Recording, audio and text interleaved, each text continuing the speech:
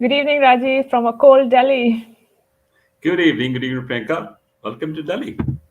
Oh, thank you so much. Oh, that's a quiet secret that we haven't revealed as yet. At least both of us are in the same city today, Yes, or the same absolutely right. capital region. Absolutely Welcome right. everybody to the Own Your Future show. It's the Thursday. We've missed a few Thursdays in the run up to today, and that's really to set the ball rolling for something that's even more great and fantastic that will come along as we go forward in the year. That said, it's time to introduce the show and our work. Own Your Future show, a space that is being created for you so that there is always somebody to turn to. Information, nuggets, power nuggets, learning management systems, insights, stories, and a lot more so that you can always commit to own your future. Rajiv, the power nugget, what are we talking about today? Well, as we begin the new year 2022, I think there couldn't have been a better platform to begin the year with, and that's about hope. And to start with that, the power nugget for today is hope to me has always meant something very different. Hope to me is being high on personal energy. And actually, I want to take hope one step further. Hope is about actions that you choose. Because if we don't take action on hope, hope continues to remain as dreams. With that having said, I think it's so important for us to recognize that when we begin this year ahead for us with hope and hoping for the best that all leaders and businesses aim for, we have an amazing guest today. Somebody who's going to be championing this cause, who champions this cause in her work. We'll talk about her after the short video introducing the show, and I'll bring her on, and we'll have a wonderful conversation ahead today. Over to you, Priyanka, for Interesting. the video. Interesting.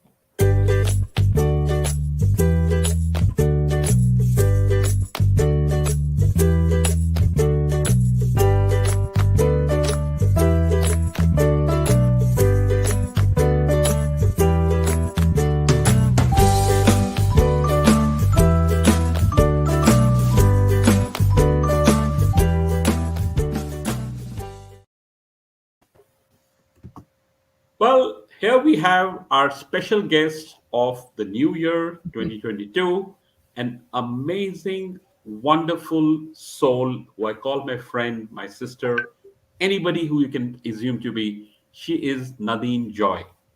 Her name is Joy, and she represents something which has got to do with a lot of joy that she brings to people she works with. She's a coach, she's a global advisor, and a founder of the Global Movement of Hope. Nadine has been so kind that she's woken up early in the morning, got herself a cup of coffee right from Canada, the chilling bit of Canada, and she's here with us at 7:30 in the morning her time. So thanks a lot, Nadine. You are a wonderful human being. You're a great person, and thanks for joining us for this show. Thank you so much, Rajiv, my brother and my friend. I'm honored to be here today. Well, Nadine, as you know, we've been chatting about many things, right? And we've got an opportunity to sort of get on to discussing many things. And uh, I thought let's start this conversation today with uh, revealing a few things about Nadine as a kid, where she grew up, what she did, and what made her who she is. So tell us something Mm, about that. of course, yeah, and I love that you're asking that question because I think when we learn a little more about how we were as children, it tells us more about how we are as adults and how much we've evolved in the lessons we've learned because of that. So, I grew up in a single parent family, and we didn't really have a lot of money. We didn't have lots of things. So everything we did, every little thing that we got to do was basically a privilege to us. Even traveling, we never traveled the world. I didn't even leave the country in Canada until I was 22 years old when I got my geography degree, which one of the classes was the geography of Jamaica. And one of the reasons why I chose that profession was because I got to leave the country. But going back to my childhood, it was interesting because I was always a very giving child, very happy, outgoing. But I think there's certain things that I didn't understand as a child, including some of the, and I'm going to use the word gifts. At the time, I didn't realize that's what it was, but the ability of inner knowing, just kind of knowing how to help people, how to be there for them, have that empathy, the compassion, the unconditional love. And I had many people, even at a very young age, would tell me, they would be having a down day, and I would come and talk to them, and they said, I don't know what it is, but just being in your presence makes us feel better. And I, again, didn't understand what that was, had no idea what it was. I knew I had a big mission, even at 4 years old, and very clearly 4 years old came up for me, that I was here to make a difference in a lot of people's lives in a way that I didn't understand. And nobody else around me understood this mission that I had. So I felt different. And I think a lot of your listeners here can resonate with, at some point in their life, whether it's in childhood or in teenage years, or even as a young adult, or even as an adult for that matter, at any stage, and in this idea of being different and not necessarily owning all of who we are authentically and stepping into that. And for me, I ended up repressing all of who I was to conform to society, to conform to what everybody else was like around me. And I didn't realize it wasn't, the things that I wasn't doing. It was the people I was surrounding myself with weren't in alignment with who I was. And it wasn't that I was doing anything different, and being different wasn't bad. It was actually a good thing, because I had the ability to see things that other people didn't see, and take steps and take actions in ways that, most people wouldn't even recognize. And it wasn't until, we'll get into this later on, but it wasn't until I got quite a bit older, at 28 years old, that I actually started stepping into all of who I was. But I always knew that I was, somebody who was here to make a difference. I had compromised, I guess, my personality by people pleasing, showing up in the world, in ways that I thought everybody else. It became like a chameleon, the animal, the chameleon. So whatever tree it goes and sits in, it changes the color to match the surroundings. That's what I felt like as a child, was like this chameleon in a way that would just literally learn how to adapt to every situation and take life as it came to me. And again, that was the greatest gift that I could have been given, but also, one of those things that took me many years to understand, that, it was, repressing those things that, brought about certain things that I wouldn't necessarily have stepped into if I hadn't have gotten sick and almost lost my life for not living my truth. So those are kind of my takeaways, the repression, feeling different, and being able to step out and knowing that I had a mission at a very young age, and not knowing how to step into that. So I will take the time while we kind of touched upon those topics. So what all did it take you through till you realize, no, this is not me? I some things that you say resonate, and with this conversation, I'd love to be about you. And let's talk about the times where, from geography classes and Jamaica till you were, say, 28, like you mentioned, and what all career choices perhaps did you pick up along the way? Yeah, so I actually wanted to be a psychologist. That was the thing I wanted to do right from day one in school. And I actually took a few classes. I ended up getting my minor, and then went, at the advice of my professors, to go and talk to the counselor. And what they advised me at that time, and said, if you want to be a psychologist, that's great, but just so you know, you're going to have to go back and get your PhD, or have a PhD in order to get a job. And at the time, I had literally zero interest in wanting to get my PhD. So I let that one person dictate the course of my career, and then ended up in geography simply because I got to go to Jamaica. I ended up doing GIS, working for the government, hated it. I'm like, I can't sit at a desk the rest of my life. Ended up doing geology, simply, again, because I got to travel. I got to do all these fun, adventurous, things of traveling to different places and doing field school. And I was really good. I graduated top of my class, won all these awards, again, did all these things that at the time I didn't realize. I got actually the opportunity to be the national representative for a province and work with the top CEO in $1 billion oil company here in Canada right out of school, and got to fly over in a private plane over the Rocky Mountains. And I share this story because at the time I didn't necessarily appreciate the opportunity to its fullest that I was given with that, to be able to really learn not more about geology, or not only more about geology, but more about myself, and more about the things that I really loved, which was people, and which was being able to interact with them. And even as, got a job with a global company, I actually worked on well site. Most people don't know that about me, but I actually worked on the rigs for 10 months, working the night shift, 18 hours a day. It was the hardest job I've ever worked at. But I tell that story because I had a vision. I'm a visionary, and I see visions sometimes of things that I'm being guided towards, because it's something that brings me joy. And I knew I was going to supervise, wells and drilling of wells as a geologist. I needed to learn things from the ground up. So I think anybody that's listening, just take a moment to think back on your journey and think about, what are some things that you learned along the way, maybe that you haven't reflected on, and the lessons that you have learned from them. And for me, it brought me back to this area of even as a child, wanting to really understand and be curious about the why. Why do we do certain things? Why do we show up? Why do certain people cross our paths?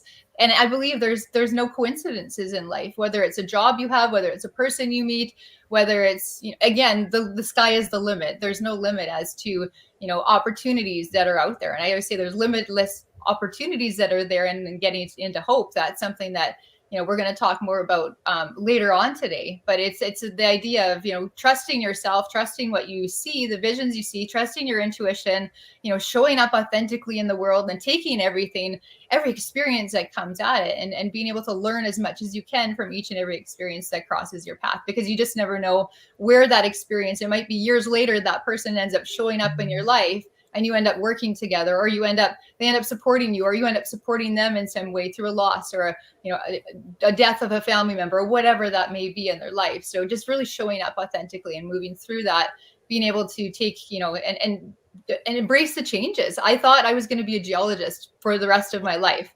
The way our parents generation, they get a job in Canada here, the government jobs is very, very common, where you work for 30 years in the same position, and then you retire, and then you go traveling, and then you get to do all these fun things. Whereas I never resonated with, I thought I was going to be a geologist the rest of my life, but it wasn't until a moment. I was a workaholic. That was another thing, perfectionist.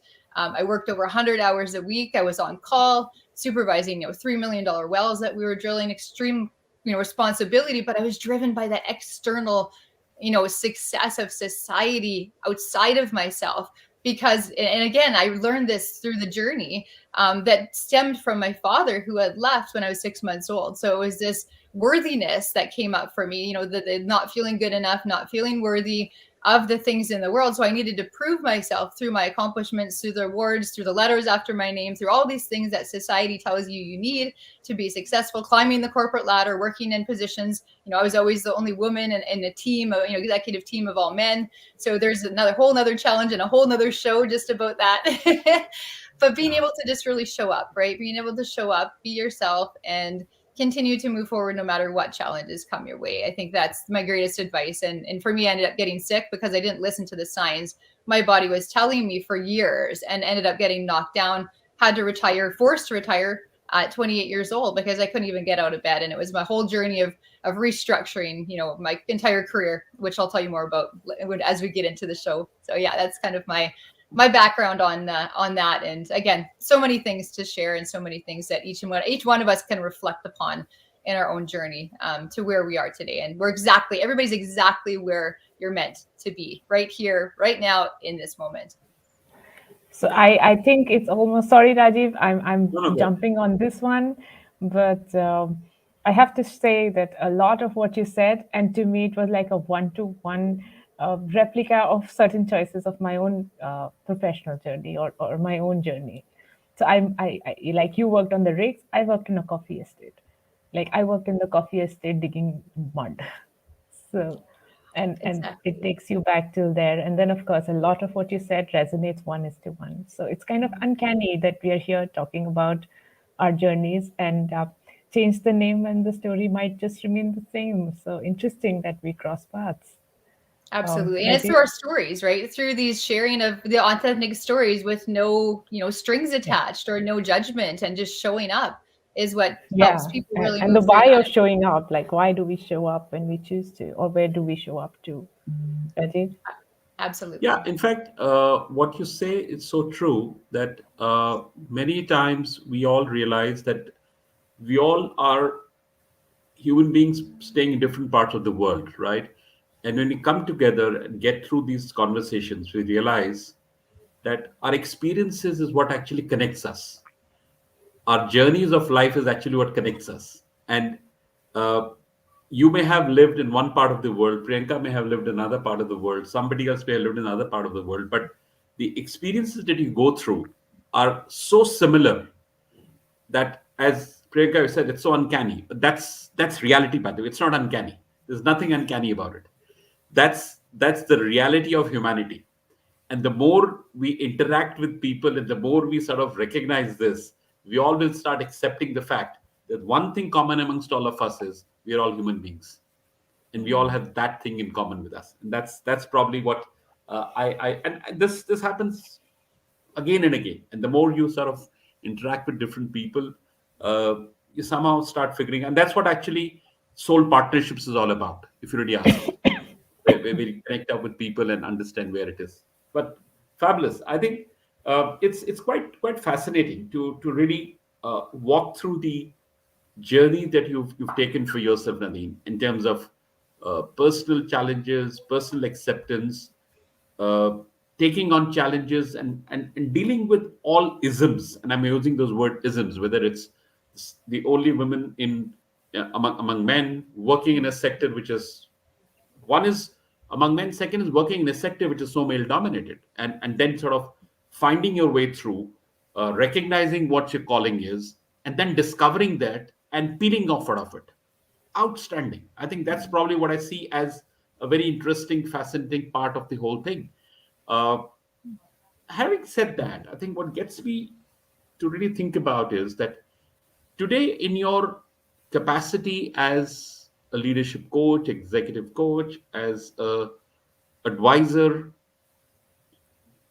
what type of work really excites you the most? What is the area of work that you really do today, based on obviously your journey and your experience? There's so much of value that you're able to add to different people in different phases of their life.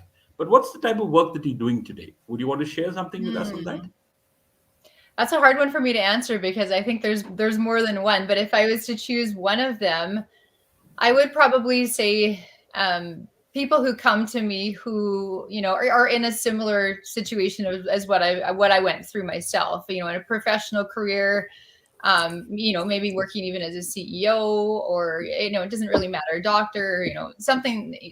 The profession doesn't matter. Working in a job that they're not happy at, that they feel stuck at, that they are not feeling fulfilled in any way, and they know, and they have this sense of inner knowing that there's so much more potential that lies within them. They just don't know how to access that, and being the person that can help guide them through that journey of rediscovering themselves and who they were born to be, and going back to even in childhood, like we talked about, and who were we as children, and what are maybe some things that come up for them that they've never been brought the awareness to have, the ability to change, or to choose to change the thought patterns, the belief systems, the paradigms that were formed or placed upon them, projected onto them, so to speak, from society, from their parents, from friends, from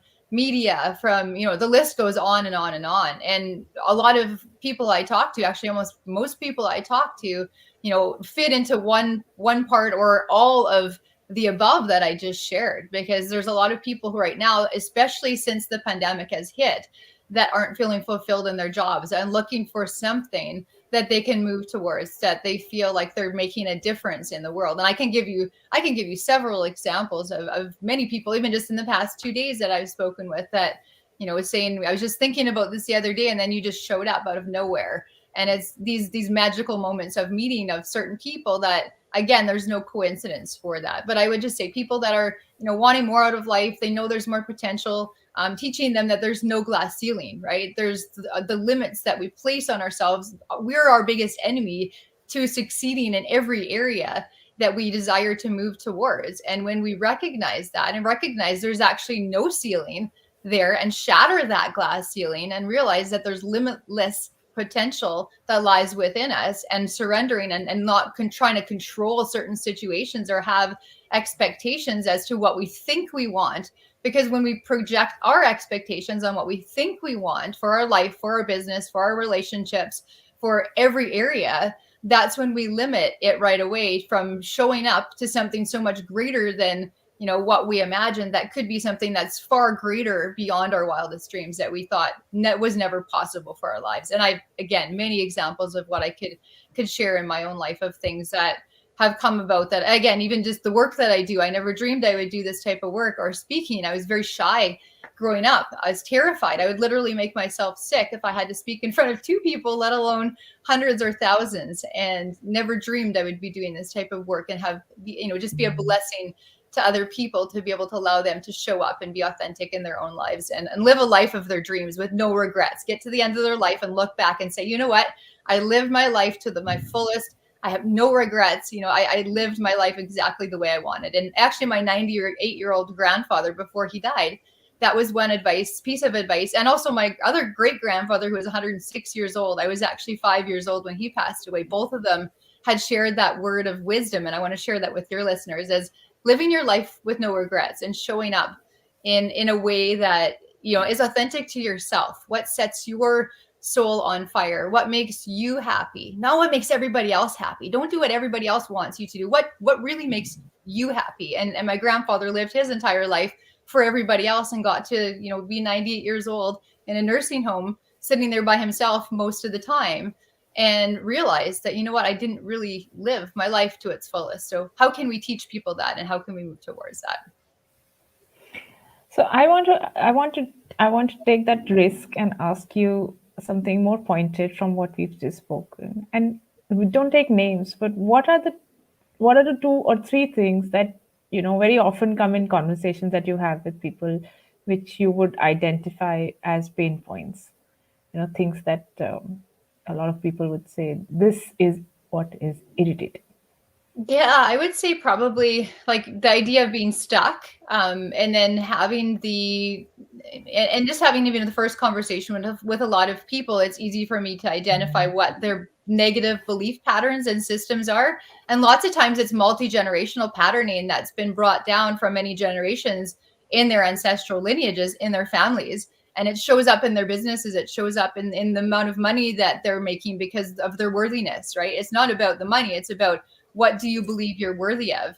And that actually, to be honest with you, wealth comes up. And when I say wealth, I mean every area, not just monetary wealth, but relational wealth, wealth in every area, happiness, joy, peace, harmony, all these other areas that we strive in and we strive for in our life. So I would say that's probably, those are 2 areas. And then another area would be, being surrounded by toxicity. Actually, to be honest with you, that's a really huge one for a lot of people right now, and always has been. Surrounded by people that aren't supportive of them, that are competing with them, that are trying to bring them down, dim their light, make them look, that they're not as good as what they actually are, because of jealousy. Again, a lot of other issues. One thing actually that's coming up with this is, so when somebody shines their light, when somebody shows up authentically in the world and speaks truth to others, it's going to trigger certain people in a very deep way. And I want to say to everybody listening here, like I almost feel like it's a message about showing up, being big, shining your light, being all of who you are. There's many years that I didn't do that. And I look back because I was comparing myself to certain people. I put certain people on pedestals and would look, oh my gosh, look how successful they are, all these things they're doing.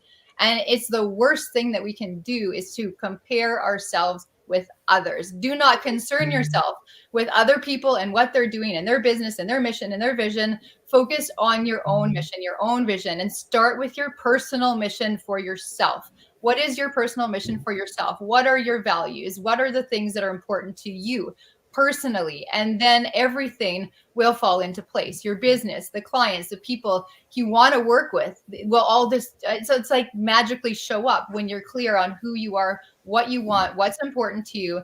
And I always say, if it's not 100%, it's a no.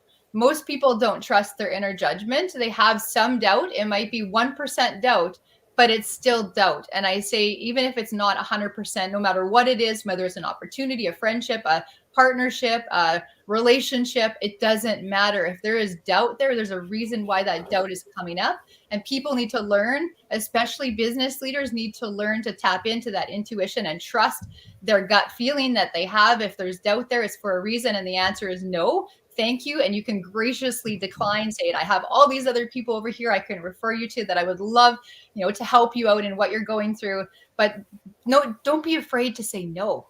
And that's okay. And know that that's okay. In our world, a lot of people feel guilty and have a lot of shame and lower vibrational energy around saying no as leaders. Like, we can say no, and you can say no, and it's okay to say no. That'd probably be my biggest takeaways, those three there. Yeah, I think being a people pleaser and not being able to say no are probably the most important skills that leaders who are successful show up with.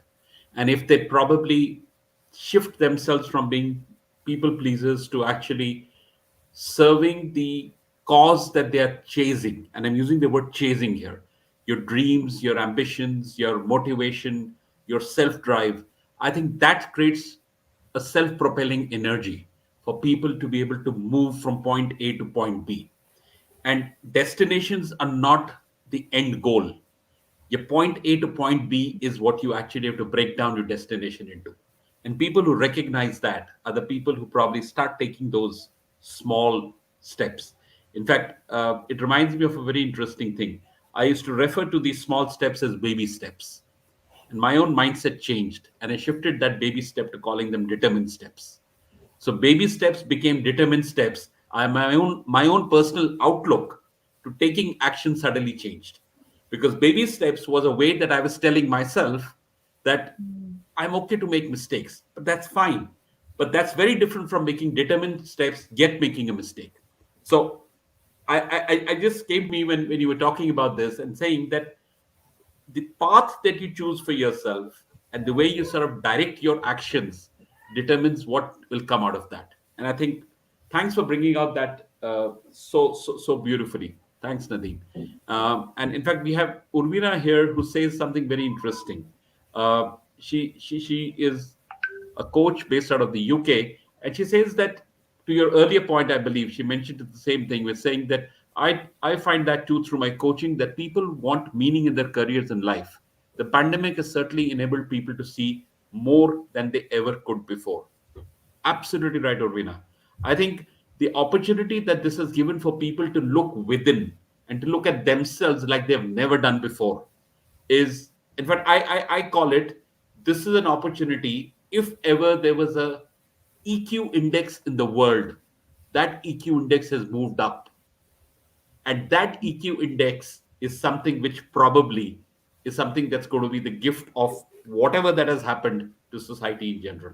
That's my take on this whole piece that sort of evolves at this point in So time. I think this understanding yourself helps you respond to a situation positively or walk away from it and be have the guts and the courage to say no. I think it's a very subconscious calculation that runs through your head minus the AI and minus the data sets. And when you're talking to somebody, you either need to give an affirmative or you need to say, okay, no, this is not working for me, this is something, my energies are better invested somewhere else. So just being able to discover yourself and to be discover to really truly discover your own personal why and what really helps you answer instinctively, and those instinctive answers are then better aligned to what you prefer the outcome to be. So I don't know, it's a fairly strong conversation, Unfortunately, but yeah, unfortunately, Priyanka, and rightfully so, and Nadine, I'm sure you would agree with this, is that AI still and will probably not have a gut ever, probably. And that's why we humans will always be in a place yeah, where we as humans will probably continue to have the gut, the intuition, the ability to be able to make that that one yeah. V-bit call, which probably makes the difference in terms of what you need to do. And that's Can so I very share a quick example there, Rajiv? I just please. had an example pop in my mind, and I've done a lot of research on various qualities of leaders and leaderships and what makes a great leader. And one of the things that came to my mind, and again, I forget the actual person who did this study years ago, but it was the marshmallow experiment with children. I don't know if you guys have heard of that before, but literally where they place, 3 marshmallows in front of this child, and they tell them, you can have the first marshmallow, but you need to wait 15 minutes to have the other two, and they leave them in a room by themselves with the marshmallows, and then they videotape their response, and then they watch these. I think they did hundreds of studies with hundreds of children, and it's interesting to note, certain children would, eat the first one and then just sit there staring at the other two for the 15 minutes, and as soon as the 15 minutes was up, they would pick up the other two and eat them. And certain kids, as soon as the door closed, they would pick up all three of them and eat them and not even wait 30 seconds. And I think it comes back to, as leaders, self-control and willpower that we have is one of the strongest, qualities that we can have to be able to, as we're talking about intuition and trusting ourselves, but also having that, that strong willpower and self-control to be able to choose and to be able to take action upon that which is right. Even if, the marshmallow experiment is something very simple, there's obviously very complicated or more, structured examples in the real business world where you could apply something like that. But how can, and again, for your listeners, like, how can you, maybe just take a moment to think about, like, in your life, what are some areas that you need to exercise greater self-control and willpower? It might not have anything to do with your business. It might be, I really need to stop eating a snack at night past 8 o'clock and stop eating a cookie or whatever that is. But how we do one thing is how we do everything. And if we have one area that we're lacking willpower and self-control, it's going to carry over into every area of our life. So just being conscious of that as a leader, how you show up in one area is how you show up in every area. It's all connected. Yeah, absolutely. I think that's a very well, because there's no two different human beings in the body. You are the same person as a professional and as the real person that you are. Absolutely correct. I see you walking through your journey in different capacities, wearing different hats, right from being a geologist to becoming the. In fact, I would like to start back with saying that the 4-year-old kid who knew what she really wanted to do to becoming the person as the geologist who was doing some fabulous work, then got down to various other activities. Today, a coach, an advisor, and very many things that you do, and so many contributions that you make to society and to people that you impact. What's been your experience with switching hats and traveling through this journey? Share that journey and that experience with us. Yeah, like I said before, and it's interesting you mentioned that also, because there's usually the first question I get asked by new people I talk to is, how on earth did you go from being a scientist and a geologist to being a coach, advisor, trainer, speaker, author, all these things that, again, I never really even wanted to do. They just kind of happened. And for me, it was all about, like, I started as a parenting coach, like going back to my, day one journey. I saw the need to help families and empower children to be able to have this choice and to teach parents how to guide their children versus punishing them, and how we could bring that into the world in a big way. I'll just give you a brief, example of how I went through. So I went through that journey, did that for, I don't forget how long, a couple of years, and realized very quickly that it wasn't just parents, it was everybody who has these conditioning and beliefs that are, controlling the way they show up in the world, the way they act, the way they speak, the way they dress, the way they interact with others, the people they hang around with. Every part of their lives come back to these beliefs. And I branched out from that into life coaching and very quickly into business coaching. I actually launched my first business, and it actually failed miserably. I thought it was going to be great, and I was like, yeah, I'm going to do all these things that this person over here is doing, and they told me to do. And I launched it, and not even one person showed up. And I think for me, it was about, because I wasn't aligned with myself completely, and then therefore I was trying to, like I mentioned before, the competing, comparing, trying to do things other people were doing versus just taking the bold, courageous action to set our own path, which what resonates with us the most. So I started recognizing that, and then I actually helped people start their businesses, started doing marketing, web design, like setting people's businesses up, branding, all these type of things that I didn't have training in, but it came very naturally to me, because I could look at something and know, okay, let's move this here, put this here, let's use this logo and add this in and take this out. The creative aspect, even to the point where I was hired one time, I remember, by a very prestigious yoga studio to do interior designing, to design their entire yoga studio. And I had zero yoga or interior design training, formal training. And we did it. We literally created this amazing yoga studio and space. And it was all based on, you know what, I really feel this is best over here and this is here, and this putting things together, having again that vision, following your intuition. So there's many opportunities and hats, I think, that came about that I had no idea were going to show up. And I think it's when we trust the process and that there's something, you know, some lesson in every part of our journey that gets us to where we are today. I think you know, it's for me, I never, I guess going back, I never dreamed I would be doing what I'm doing now. And it was just small little steps, as you were talking about, Rajiv, the determined steps that led me from, you know, being a geologist to what I'm doing now. And it wasn't something that happened overnight. It was something, you know, that gradually happened. And, you know, one thing led to the next, which led to the next, which continued on to where I am now. And it was about, how can I serve other people? How can I help more people? That was always behind everything. That was my motivation. That was my route for doing what I'm doing. And that's what got me out of bed at the end of the day. If I can help one person today, I'm doing my work in the world, and that brings me joy and that fulfills me. So it was about, I guess, wanting to really make a difference, and also doing something that sets my heart on fire that I'm not going to regret at the end of my life. And it was showing up, being authentic, being real, you know, not being afraid of stepping out of the comfort zones either. That's another huge thing. Many things that everything that I did outside of being a geologist pushed me outside my comfort zones. Even one example, just actually right before Christmas, I was guided in, I do meditation and prayer every morning, to take singing lessons. And Rajiv, I don't think I even shared this with you.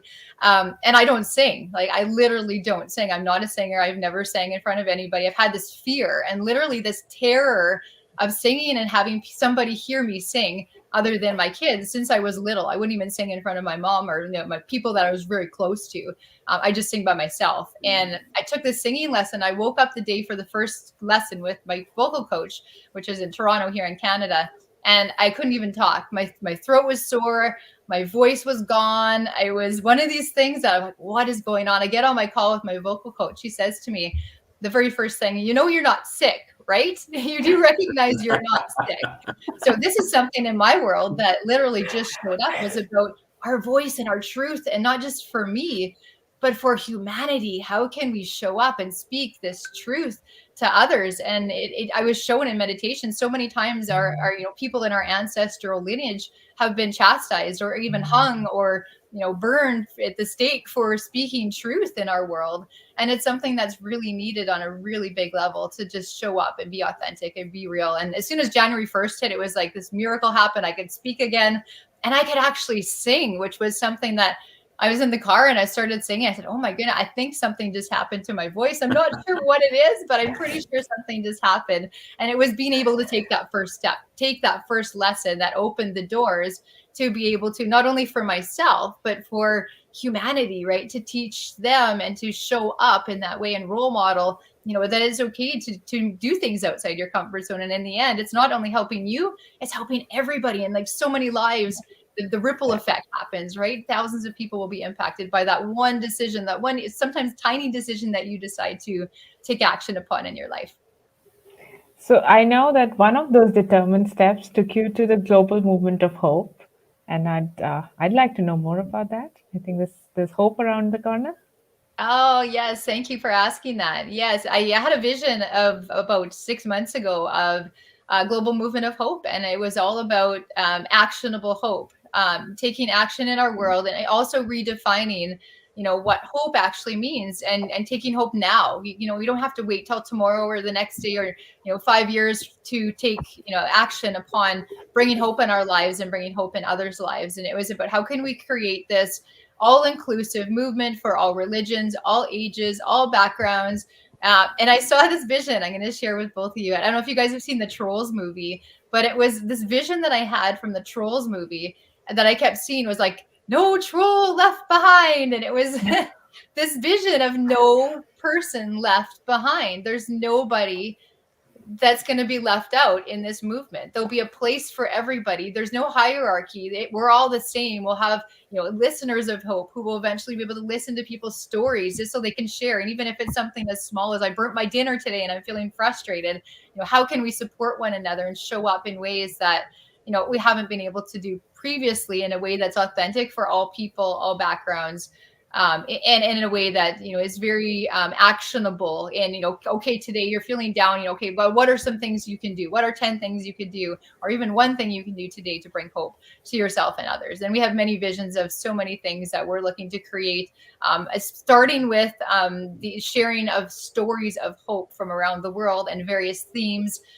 For example, I had visions of like books that were going to be created.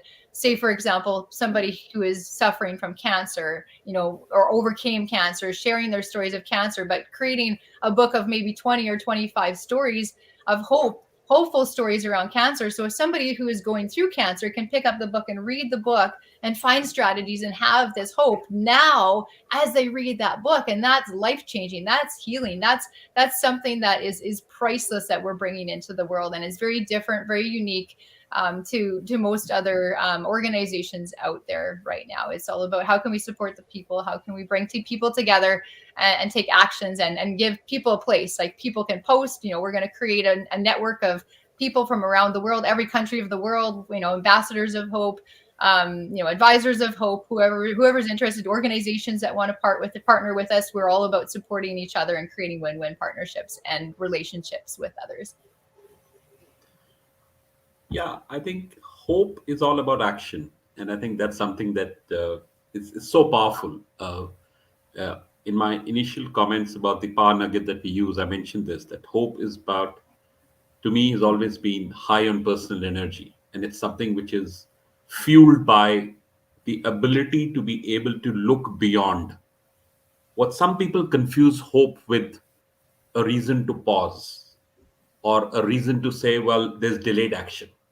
Now, some people choose hope as a reason to delay an action, saying, I'm hoping for the best, right? And there are some who use that as a very interesting pause to reflect on and to take the action, which is going to get them to a better level and move into probably a realm of uh, probably changing the paradigm, changing the whole uh, landscape of what probably is possible.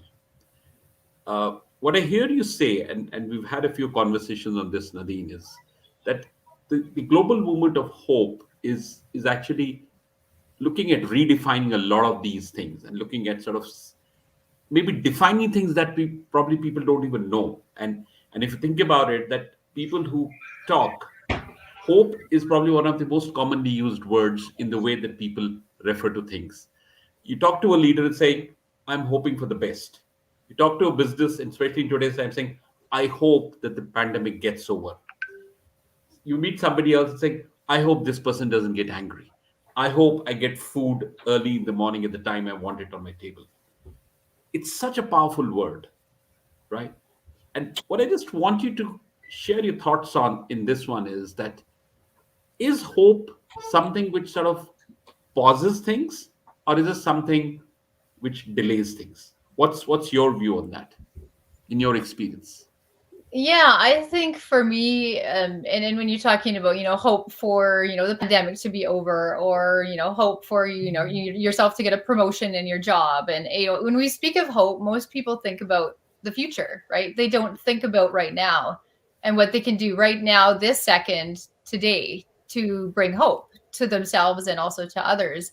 And I think it starts honestly with reflection and a pause, right? Before taking that action, because you need to get clear on exactly what that is, that you're really looking for, and why, why are you moving towards hope, or why are you wanting to bring hope in your lives or in other people's lives in the first place? Like, what is your motivation behind that? And how can you get really clear on, and everybody, that's the thing, everybody, it doesn't matter who you are, how old you are. Again, going back to the all inclusiveness, everybody in our world needs hope, needs some level of hope right now. It doesn't matter who you are.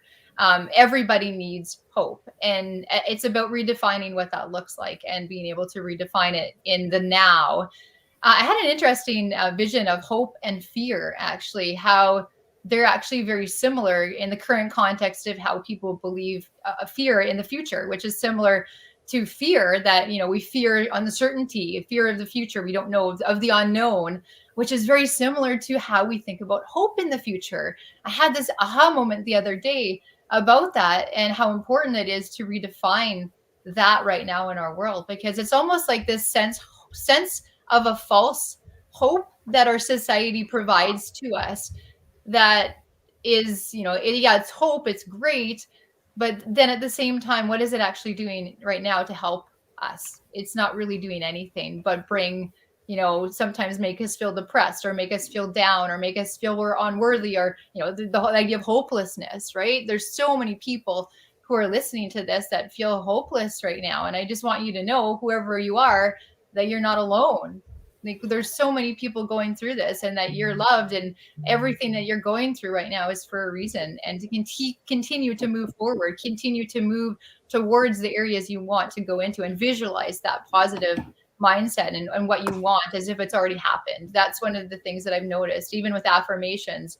You can say I'm successful, or I'm wealthy, or I'm whatever, I'm kind, and if you're actually not, you can say it all day long, and it's not going to make change in your life, right? It's not going to be aligned with who you are if your subconscious systems haven't been reprogrammed to actually believe that, if you've been had those things projected onto you. So how can you change that in a form of a question? Even, how is it that I use health and fitness as an example. How is it that I have, a body of an Olympic gold athlete? And when you say those questions in a form of a question, you're putting no pressure on yourself.